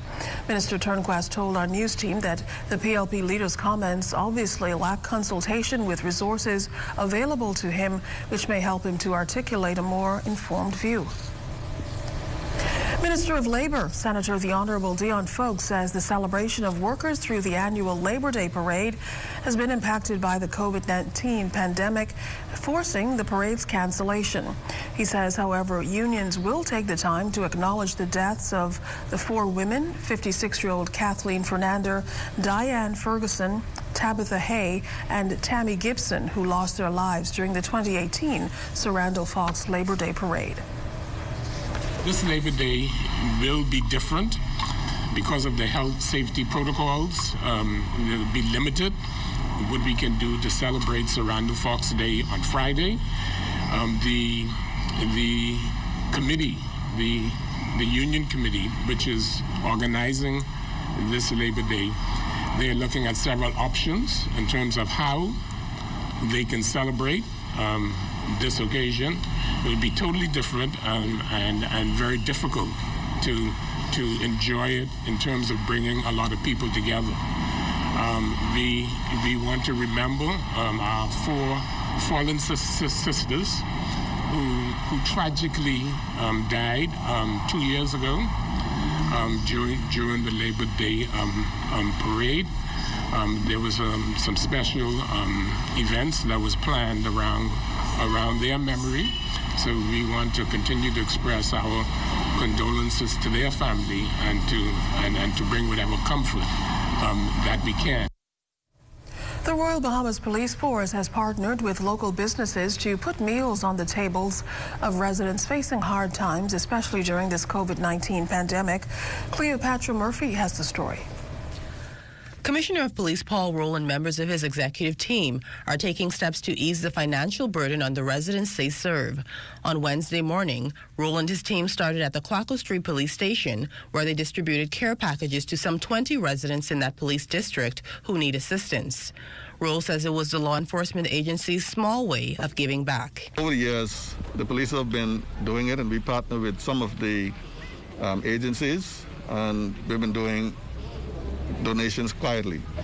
But I think this time now, because of the volume of it, with the donation, members of the public actually came forward and partnered with us. And so it's too much now to be I wouldn't just do it with one. one company. We want to make it a more broader thing. The initiative comes amid strife in the U.S. as residents there protest the death of George Floyd, a black man killed by a police officer who held him down with a knee in his neck for nearly 9 minutes last Monday. Roll says the incident did not prompt the community building initiative, but serves to connect officers with those who they work to protect. Police have always partnered with the community, with the community involvement and involving police activities with them. And yeah, I think it is a good gesture. But we're not watching in the United States and trying to do that. This was something that, as you know, was planned from a couple of weeks ago, and had postponed due to some other things that was going on in the country. One of those residents who benefited from the police's gesture was Frances Johnson, who says she is grateful to have been considered as she is facing difficult times. Well, I drive a taxi and we haven't worked since February. I'm in the tourism industry. In addition to us going through this challenge of this pandemic, we also, hurricane season is right upon us. And so, these canned goods and these groceries are certainly a blessing to every household who would like to come and be a part of it. Another stop for officers who made drop-offs at several locations was Great Commission Ministries, where they donated supplies to that charity to assist its efforts in feeding the less fortunate. President of Great Commission Ministries, Bishop Walter Hanschel, expressed his gratitude for the donation he says will assist the organization greatly. This will go a long way in helping us to feed our clients, to feed the homeless, the street people, all over this nation. Great Commission has been around now for 33 years, feeding the poor, feeding the hungry, sheltering the homeless, and this is a great help. Roll says police were able to make the donations with the help of several local businesses, and he encouraged Hanschel to continue the organization's work in assisting others. Cleopatra Murphy, ZNS Network News. Well, since the COVID-19 pandemic struck, farmers have been cashing in on the huge demand for locally grown produce. During our recent visit to the Bahamas Agricultural and Industrial Corporation's Farmers Market, farmer Natasha Adderley and Arthniel Humes have told us about growing demands for local produce. Actually, since COVID, we started a successful delivery service, which we have a lot of expats and local Bahamians who are taking advantage of the local produce. We thought it was only going to be for a short while, but they keep asking, this is going to extend through COVID, right? Because they're really impressed with the quality of the local products. It's been good. I can't complain. We're able to meet the needs of our people the best we can. So there's no real complaints from me in that regard. Well, Chief Alive Officer Damian Blackman was among consumers supporting local farmers. But I thought I'd come up to the farmers market and check it out, and it's amazing. I bought all the fruit that I need for the week, and it's a fantastic. I have been up here before, but it's great at this time to be able to come out and do the shopping. Yeah. This portion of the news was brought to you by McDonald's. McDonald's, I'm loving it.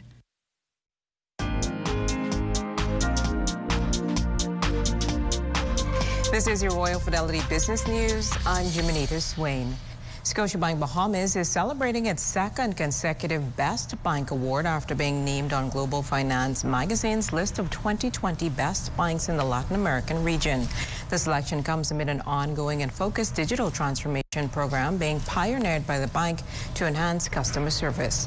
Vice President and District Head for the Northern Caribbean, Roger Archer, affirmed Scotiabank's commitment to driving innovation in order to meet the evolving needs of both retail and commercial customers, especially as the region begins a path toward economic recovery. In other business news, officials at the Central Bank of the Bahamas are searching for building maintenance high-reach consultancy services for its new premises. Sealed bids should be provided to the bank by 5 p.m. June 19th for consideration.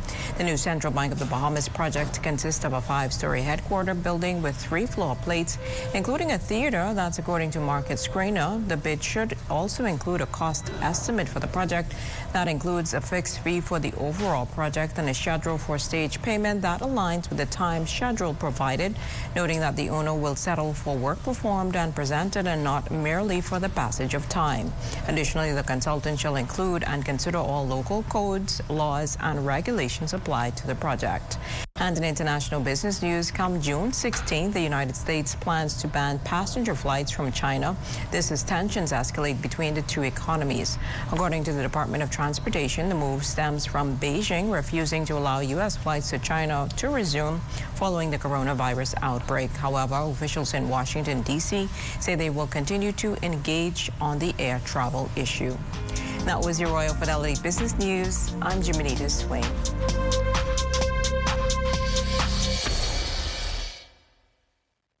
Don't let a hurricane catch you unprepared. At FG Insurance Agents and Brokers, we offer hurricane insurance coverage on homes, vehicles, businesses, and new construction projects. For coverage information or a free quote, call 396-1490 in Nassau and 688-1505 in Freeport or Abaco. You can also visit our website at www.fgiagentsandbrokers.com. Hurricane season begins June 1st, and FG Insurance Agents and Brokers wants to make sure you're covered.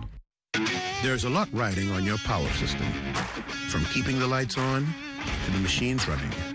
That's why we offer the best power solutions for the job. Cutting-edge products with superior reliability at the lowest operating cost. From a small standby for your home or office up to large high-power prime applications, your Cat dealer will be there to support you, doing the thing that matters most, keeping the power on. M&A Limited. Let's do the work.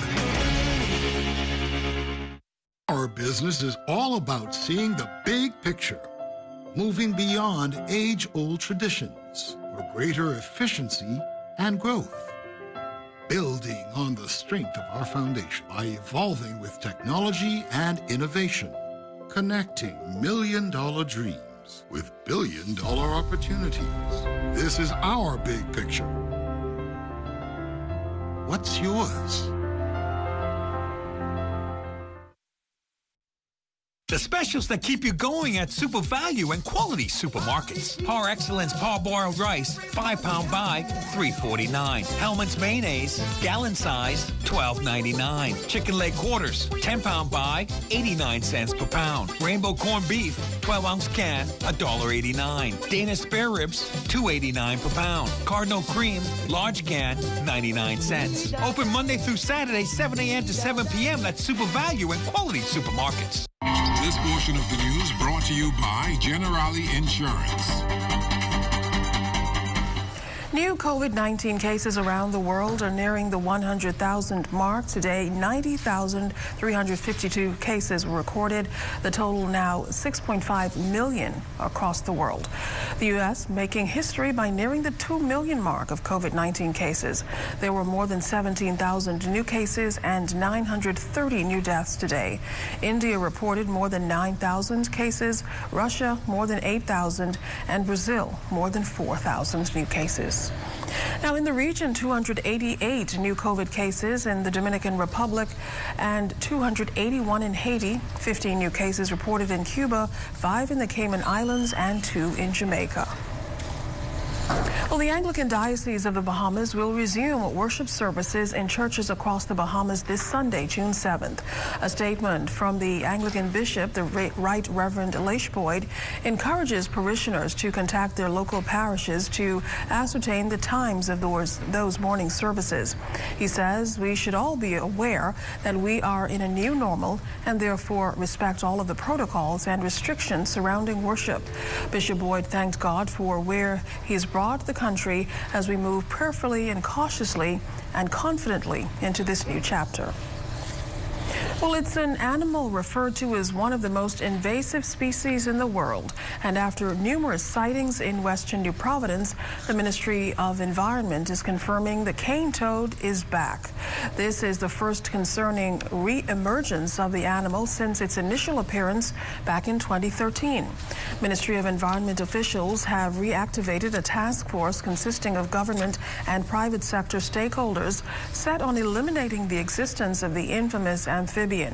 Bahamas National Trust Science Officer Scott Johnson explains the animal's biology. It is a highly adaptive species, and it is a good competitor for resources. And it's also a big toad, and it's also poisonous. So all of these characteristics of the animal makes it a potential concern, actually a good concern for our native wildlife. The downside with this year is that it's a wet year, and cane toads like rainy weather for breeding. When you have a wet year like this, now if you have adult cane toads, they're going to be finding places to breed in, and that includes water features, that includes native ponds, any type of basic water reservoir they will try to use to breed. Now, Johnson also warns residents that they should be careful if attempting to engage with the animal, and adds that any sightings should be reported to agencies like the Ministry for Environment and the National Trust. He also gives this advice to Bahamians who may feel daring enough to deal with the toad on their own. You should put on gloves and preferably a long sleeve shirt.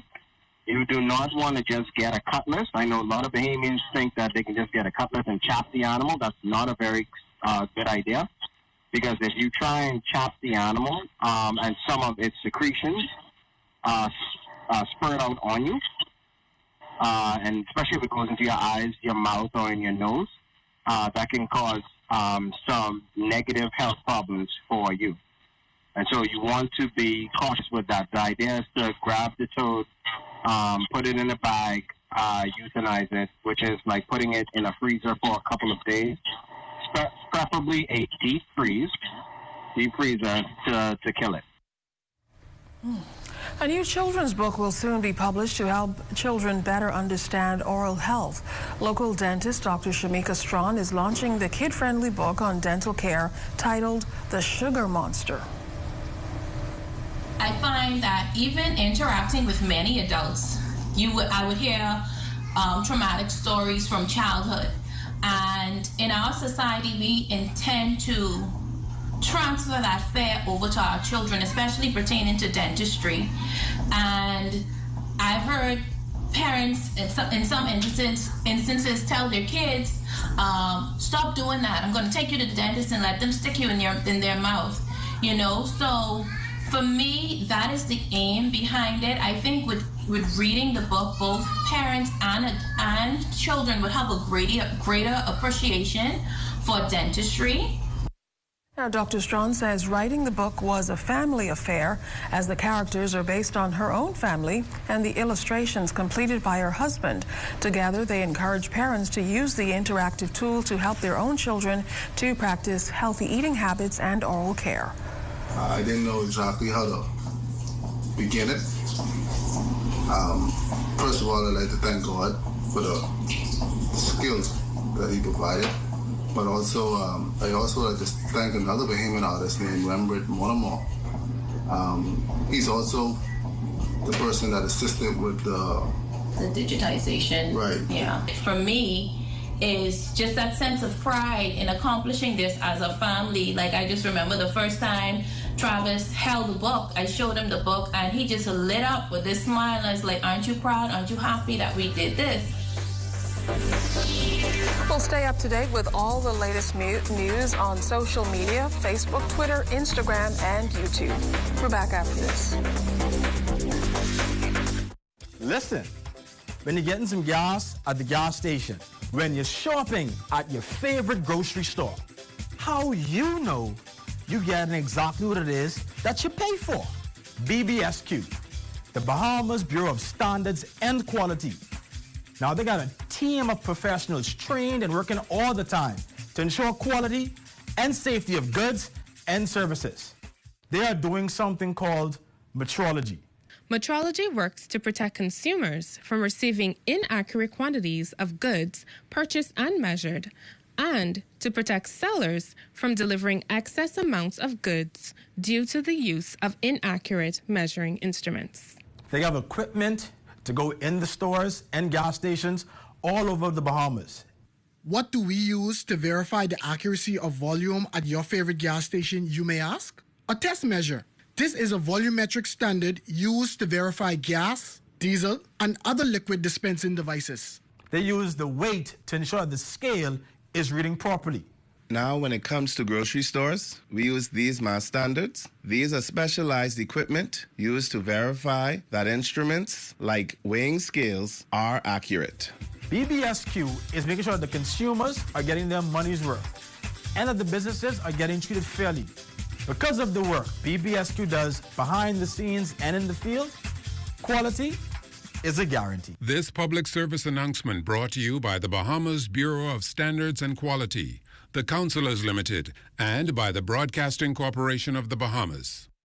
He's got the whole world in his hands. He's got the whole world in his hands. He's got the whole world in his hand. He's got the whole world in his hand. Sun Oil, caring, invested, committed.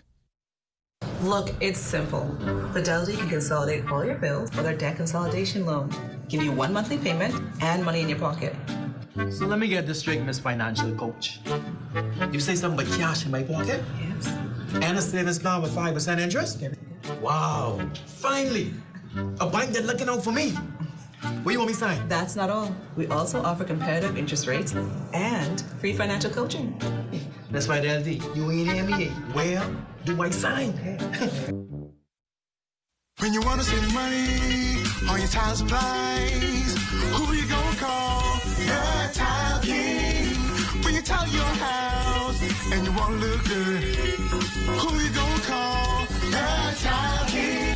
Visit the new Tile King showroom, which is internationally recognized as the finest tile showroom in the Caribbean, located in the Builders Mall on Wolf Road. The Tile King. Who you gonna call? The Tile King. Tiles on everything.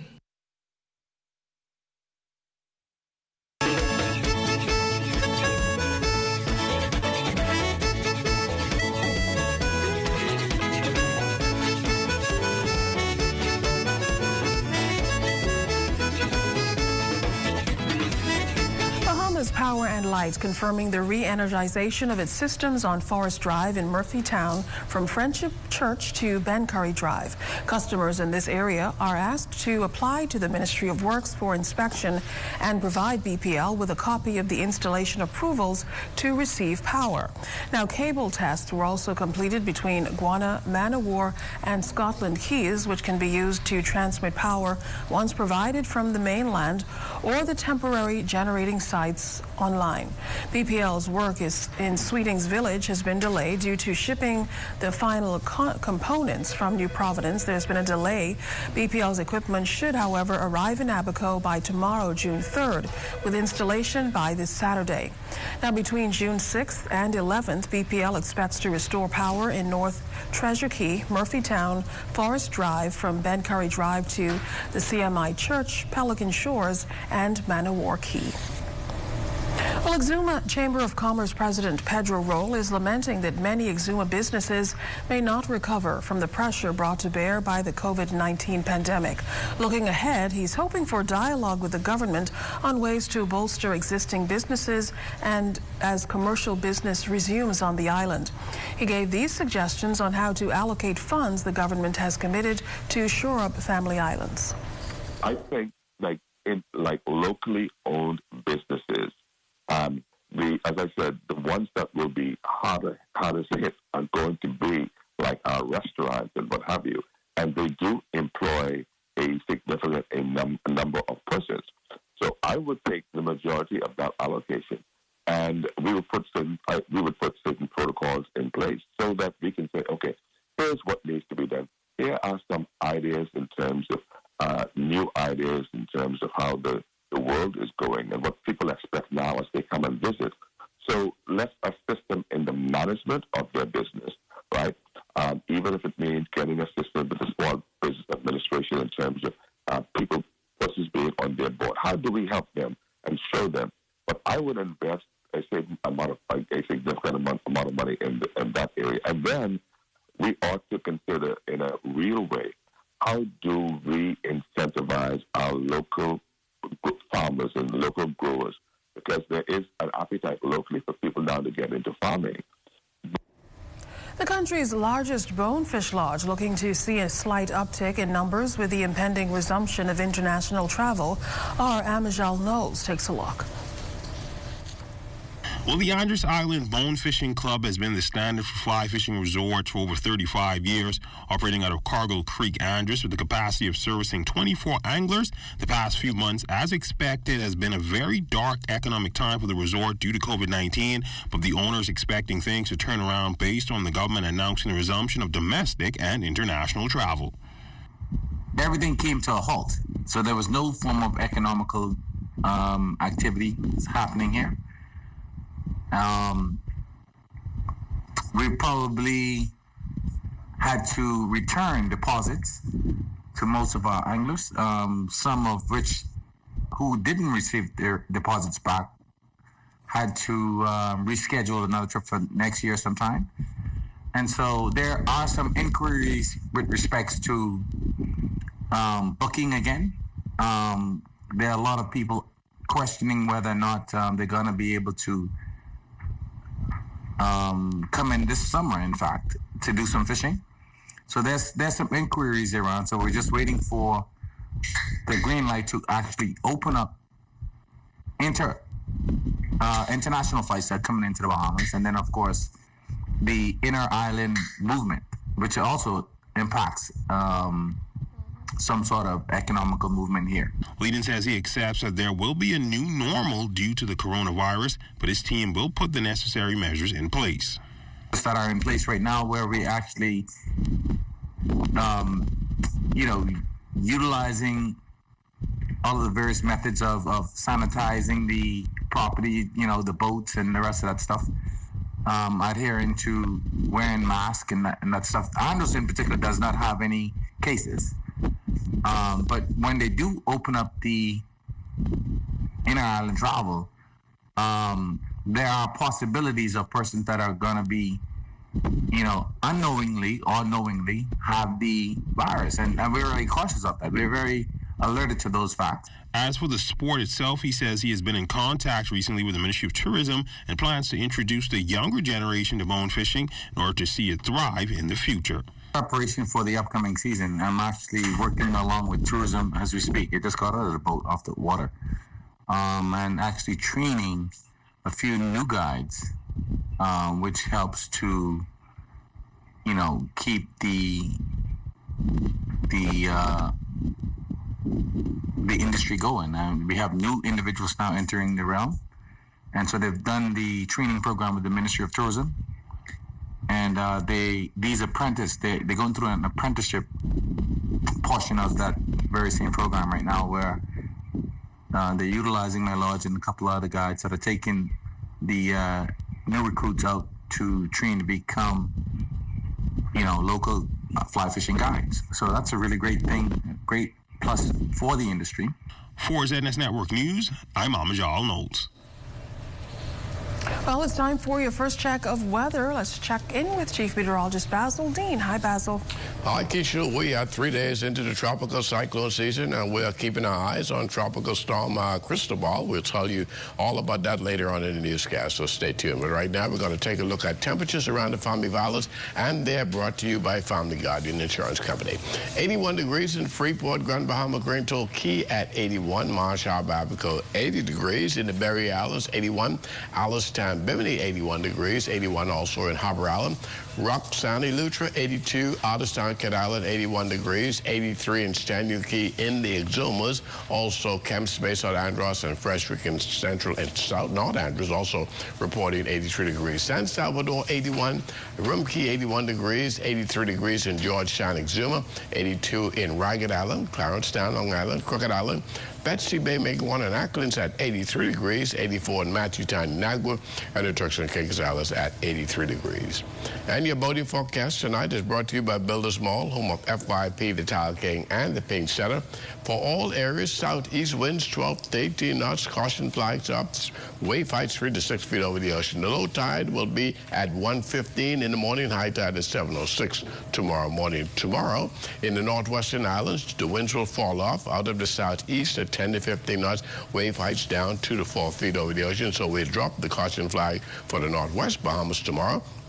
High tide, that will take place in the morning at 7:59, low tide at 2:06 in the afternoon. Now in the central and southeastern islands, no change. The winds remain southeast at 12 to 18 knots, wave heights 3 to 6 feet, and hence caution flags continue for the central and southeastern Bahamas.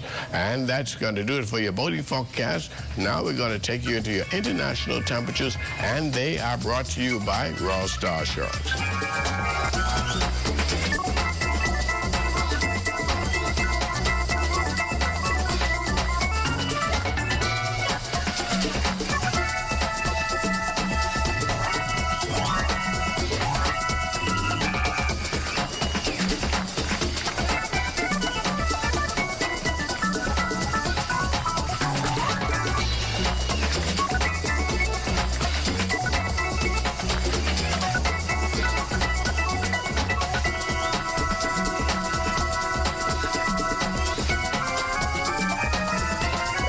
Going to do it for your international temperatures, brought to you by Royal Star Assurance. But stay tuned, your extended weather forecast is coming up in about 12 minutes.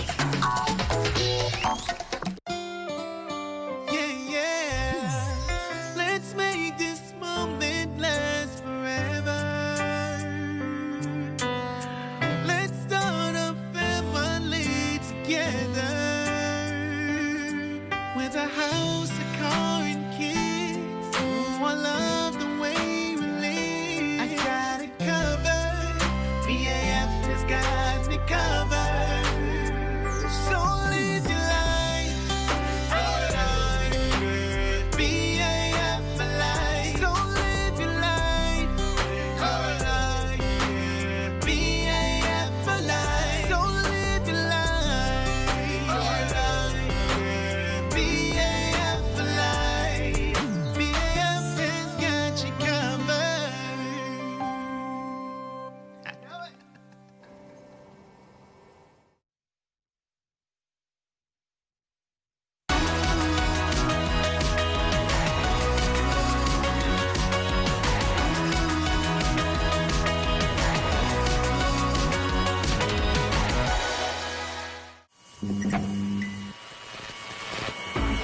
Hey guys, it's Shay here. So you've seen sweepstakes on your screens and you're probably thinking Alive must be giving away something. Well, you're absolutely correct. I'm here to talk to you guys today about the Believe in More sweepstakes, where we'll be giving Alive customers a chance to win up to $25,000 in cash and prizes. Want to know how you can be one of those persons? We're about to tell you how. Firstly, you should probably download your MyAlive app if you haven't. And if you haven't, it's available in your Google Play and App Stores for free. Once downloaded, all you have to do, like many of you have done before, is purchase Freedom and Liberty plans, MiFi plans, or pay your postpaid bill and you're automatically entered to win. Winners will be chosen daily and weekly and announced on all of our social media pages. So now you're probably wondering, what are some of those prizes? No worries, we got you. You can look forward to Samsung televisions, of course the latest Samsung devices on the best network, free Alive plans, grocery and gas vouchers, and of course, cash prizes. Now remember, all you need to do to be eligible to win is to purchase those prepaid plans through your MyAlive app or those MiFi plans, and for our postpaid customers, all you have to do is pay your bill. For more information on our Believe in More sweepstakes, feel free to visit BeAlive.com or go to any one of the social media pages tagged at the bottom of your screen. Being alive has its privileges. Alive, still connected.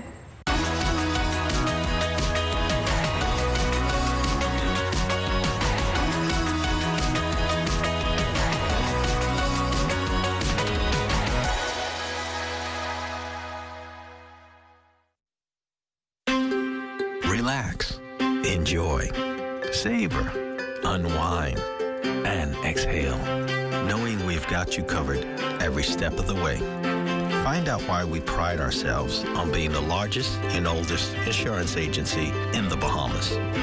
Log on to jsjohnson.com for more information and like us on Facebook. J.S. Johnson Insurance Agents and Brokers, giving you peace of mind. ZNS is everywhere you are when you download the new ZNS app. Watch our live channel to keep up with what's going on in the nation. News updates, we've got you covered. Tune into our radio stations with just a swipe. On the road, on the go, we're here with you. Available for download on the App Store and the Google Play Store.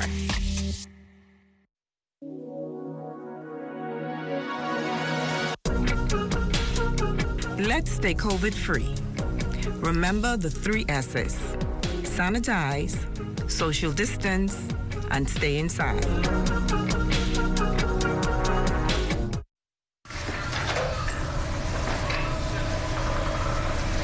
Welcome back. Many residents are taking advantage of food delivery services as emergency orders persist.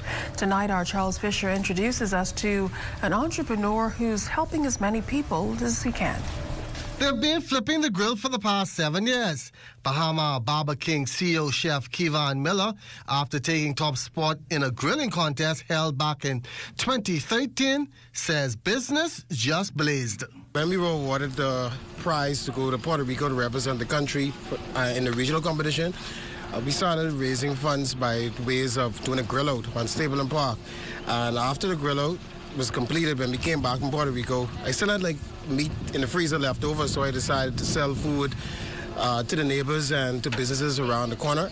And I just did solo delivery, and I kept doing it every day on my day off, once a week. And we started out doing 10 plates, and then it grew to 20, and then I just stuck with it. And then 7 years later, we have a full-fledged business right now. And with COVID-19 affecting just about every walk of life, it allowed Miller the opportunity to be more innovative to adapt to the restrictions. I implemented a system where instead of coming to the window and waiting on your food, we ask patrons to wait in their car, and we give them a telephone call so they can come and pick up at a pickup station now. They set up a pickup station that need a tent separated from everyone just to limit the different contacts over the food. So we pretty much come, order, wait in your car, or you wait at home, you get the call, and you pay to the window, and then you go to the pickup station. We also have 6 feet markers for all patrons to make sure everybody keeps the social distancing going on.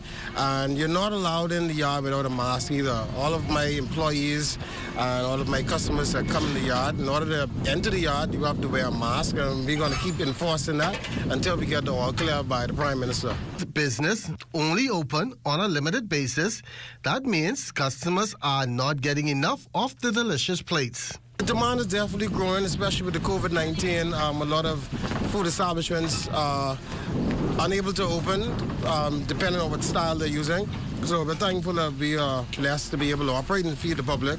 Unfortunately, we're not every day because of the restrictions. Tuesdays are more lax menu. Friday, we offer the grill along with more items as well. But the best feeling he has at this point is keeping his staff employed. A lot of my staff are part-time, working in the hotels. And as we all know, the hotels are significantly impacted. I feel good being able, as an entrepreneur, to still be able to keep the door open for them and provide an opportunity for them to make a paycheck at the end of the week. For ZNS Network News, I'm Charles Fisher.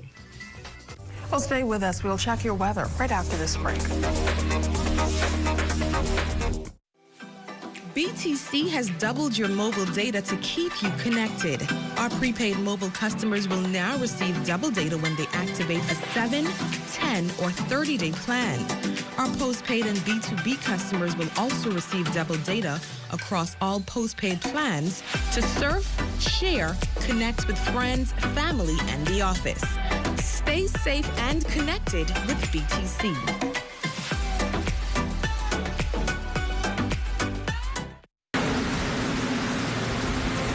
The Saffir-Simpson Hurricane Wind Scale was developed in 1971 by civil engineer Herbert Saffir and meteorologist Robert Simpson, who was the director of the U.S. National Hurricane Center. It was introduced to the public in 1973 and began to be widely used a year later, inspired by the Richter scale that measures earthquakes. The Saffir-Simpson scale was divided into 5 categories. Originally, the scale included predicted barometric pressures associated with the various wind speeds, as well as the relative kinds of damage that could be anticipated. However, because those predictions were found to be very inaccurate just a few years ago, the warning system was changed to include only the wind speeds, which were also adjusted upwards in the higher categories. A Category 1 hurricane has wind speeds between 74 and 95 miles per hour. A Category 2 hurricane has wind speeds between 96 and 110 miles per hour. A Cat 3, 111 to 129 miles per hour. A Cat 4, 130 to 156 miles per hour. And a Category 5 hurricane will have wind speeds from 157 miles per hour and up. This public service announcement has been brought to you by the Broadcasting Corporation of the Bahamas in conjunction with the National Emergency Management Agency. Time now for weather.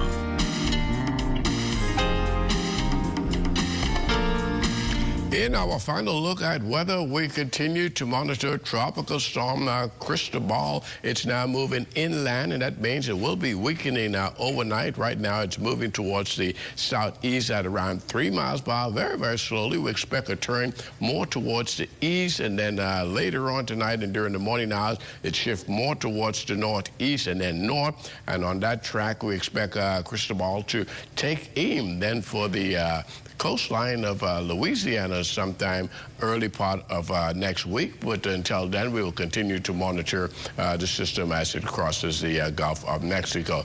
In terms of weather, our satellite pictures indicate that we still have those feeder bands that are wrapping around parts of the northwest Bahamas. We had 1 or 2 spotty showers today. We'll get 1 or 2 more tonight, but we'll tell you more about that later in the newscast. Right now, partly cloudy conditions can be expected tonight with a couple of showers as a result of those feeder bands we were just talking about associated with that tropical system. The low temperature tonight going to get down to 78 degrees. That's pretty much a muggy temperature, so you might have to turn on the air conditions to keep yourself a little bit comfortable tonight. And then tomorrow, we're looking at cloudy periods, so there'll be intervals of clouds and sunshine, but more clouds than sunshine. Occasional showers in the mix tomorrow. Your high temperature around 86 degrees. The extended weather forecast starting you off tomorrow. You see those showers remain in our forecast right through Friday, becoming a little bit more isolated on Saturday. As we go into Sunday, more sunshine developing as well. And it looks as though the early part of next week is going to be fine, and that meaning Monday. But by Tuesday, look what's happening here. We have cloudy conditions once again. Temperature-wise, going to be pretty steamy during the weekend. Temperatures in the upper 80s, close to the 90-degree mark. And those nighttime temperatures, they're becoming very uncomfortable. We're looking at high 70s during the next 7 days. Keisha. All right, it's warming up. Thanks a lot, Basil. That does it for us in the Bahamas tonight. On behalf of the entire news team, thanks so much for looking in. Have a good night.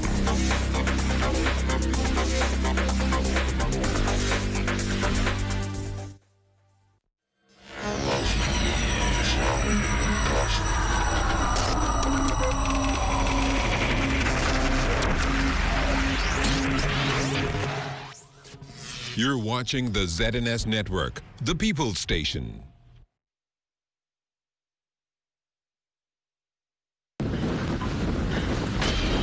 When a hurricane watch or warning has been issued, it is extremely important to be prepared and know just what to do. Stay informed about the storm's path by listening to the radio or television for hurricane progress reports. Check emergency food and household supplies. Be sure you have extra batteries for flashlights and radios. Bring in outdoor items like lawn furniture and garden tools. Anchor objects that cannot be brought inside. Secure buildings by closing and boarding up windows. Remove outside antennas and satellite dishes. Turn refrigerators and freezers to the coldest settings, opening only when absolutely necessary and closing quickly. Purchase ice and store it in an ice chest. Keep drinking water in clean jugs and bottles. Clean your bathtub with bleach and fill it with water for washing and flushing, not for drinking, making sure to keep the bathroom door closed so that small children cannot access the filled tub. Do not go out to videotape or take photos of the storm. Take pictures from inside where it is safe and dry. There is no harm in being overly cautious where a hurricane is concerned. It is truly better to be safe than sorry. This public service announcement has been brought to you by the Broadcasting Corporation of the Bahamas in conjunction with the National Emergency Management Agency.